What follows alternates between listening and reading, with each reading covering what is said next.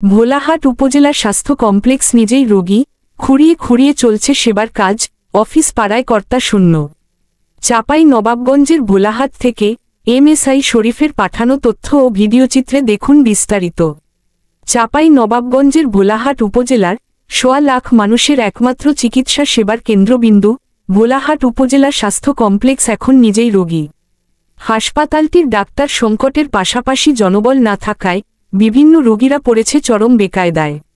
জরুরি ভিত্তিতে ডাক্তারসহ অন্যান্য জনগুরুত্বপূর্ণ পদে লোকবল না দিলে স্বাস্থ্যসেবা চরম ব্যাহত হওয়ার আশঙ্কা রয়েছে বলে মনে করছেন সচেতন মহল ও এলাকাবাসী।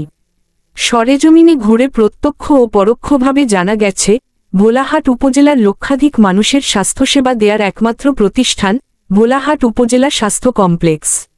প্রতিষ্ঠানটিতে দীর্ঘদিন ধরে পর্যাপ্ত ডাক্তার নেই, কর্মরত আছেন ৫ জন। বিভিন্ন রোগের চিকিৎসা সেবা দেয়ার ডাক্তার ১৩ জন থাকার কথা ছিল।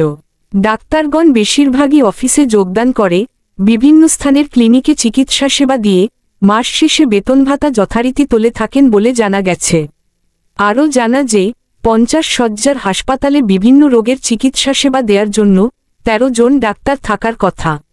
সেখানে অতিরিক্ত দায়িত্বে নিয়োজিত গোমস্তাপুর উপজেলায় কর্মরত উপজেলা স্বাস্থ্য ও পরিবার পরিকল্পনা অফিসার ডাক্তার মোহাম্মদ আব্দুল হামিদ সপ্তাহে ২ দিন সোম ও বুধবার অফিস করেন। বাকি ডাক্তারদের মধ্যে আরএমও, চক্ষু, মেডিসিন, গাইনি, নাক কান গলা, চর্ম ইত্যাদি সহ প্রায় ডাক্তার নেই বললেই চলে। সরেজমিনে আরও জানা গেছে, চিকিৎসা সেবা নিতে আসা ষাটোর্ধ্ব আব্দুস সামাদ জানান, আমি আজ বৃহস্পতিবার ১১ সেপ্টেম্বর ২০২৫ বেলা ১১টায় আমার ছেলে সামিউল ৪২কে সাপে কামড় দিলে আমি দ্রুত হাসপাতালে আনলে কর্তব্যরত জরুরি বিভাগের ডাক্তার বলেন ভ্যাকসিন নেই, রোগীকে রাজশাহী নিয়ে যেতে। রোগীর অবস্থা বেগতিক ও মুখ দিয়ে রক্ত উঠতে থাকা অবস্থায় মাইক্রো ভাড়া করে রাজশাহী পাঠাই। এমনকি হাসপাতালে থাকা অ্যাম্বুলেন্সের কথা বললে তেলের অভাবে অ্যাম্বুলেন্স চলাচল বন্ধ আছে বলে জানান।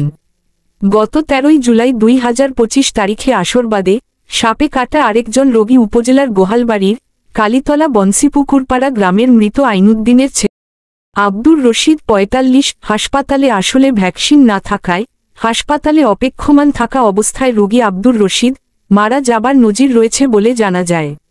হাসপাতালের অতিরিক্ত দায়িত্বে নিয়োজিত উপজেলা স্বাস্থ্য ও পরিবার পরিকল্পনা অফিসার ডাক্তার মোহাম্মদ আব্দুল হামিদের সাথে যোগাযোগ করা হলে তিনি বলেন, হাসপাতালে সাপে কাটা রোগীর ভ্যাকসিন থাকার কথা বলেন।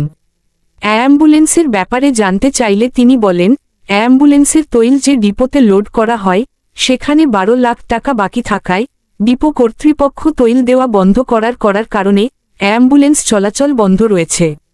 হাসপাতালটি বর্তমানে কোনোমতে জোড়াতালি দিয়ে খুঁড়িয়ে খুঁড়িয়ে চলছে দপ্তরের কার্যক্রম। সংশ্লিষ্ট ঊর্ধ্বতন কর্তৃপক্ষেরও কোন নজর নেই বললেই চলে। জরুরি ভিত্তিতে উপজেলা স্বাস্থ্য ও পরিবার পরিকল্পনা অফিসার সহ বিভিন্ন রোগের ডাক্তার না দিলে চিকিৎসা সেবা ভেস্তে যাবে বলে গুঞ্জন উঠেছে। সেই সাথে সংশ্লিষ্ট ঊর্ধ্বতন কর্তৃপক্ষের সুনজর দেয়ার জোরালো দাবি জানিয়েছেন এলাকাবাসী ও সচেতন মহল।